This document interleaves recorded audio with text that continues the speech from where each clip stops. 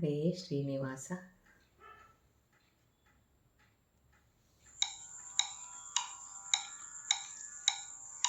ರಾಮಚಂದ್ರಾಯ ಜನಕರಾಜಾಮನೋಹರಾಯ ಮಾಮಕಾಭೀಷ್ಟದಾಯ महितमङ्गलम् रामचन्द्राय जनकराजामनोहराय मामकाभीष्टदाय महितमङ्गलम् कोसलेशाय मन्दहासदासपोषणाय वासवादिविनुतसद्वराय मङ्गलम् कोसलेशाय मन्दहासदासपोषणाय वासवादिविनुतसद्वराय मङ्गलम् चारुमेघरूपाय चन्दनादिचर्चिताय हारकटकशोभिताय भूरि मङ्गलम्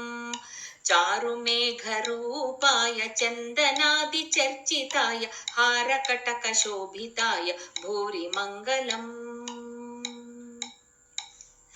ललितरत्नकुण्डलाय तुलसीवनमालाय जलजसदृशदेहाय चारुमङ्गलम् ललितरत्नकुण्डलाय तुलसीवनमालाय जलजसदृशदेहाय चारुमङ्गलम्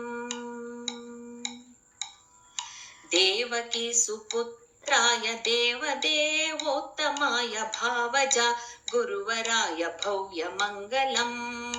देवकी सुपुत्राय देवदेवोत्तमाय भावजा गुरुवराय भव्यमङ्गलम्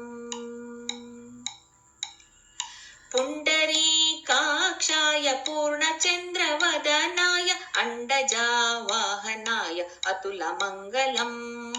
पुण्डरीकाक्षाय पूर्णचन्द्रवदनाय अण्डजावाहनाय अतुलमङ्गलम्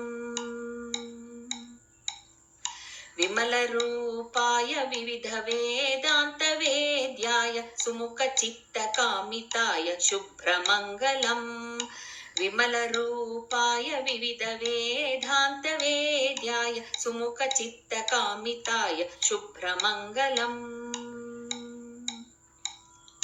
रामदासाय मृदुलहृदयकमलवासाय स्वामी भद्रगिरिवराय सर्वमङ्गलम्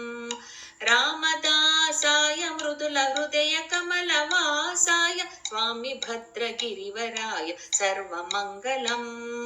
स्वामी भद्रगिरिवराय सर्वमङ्गलम्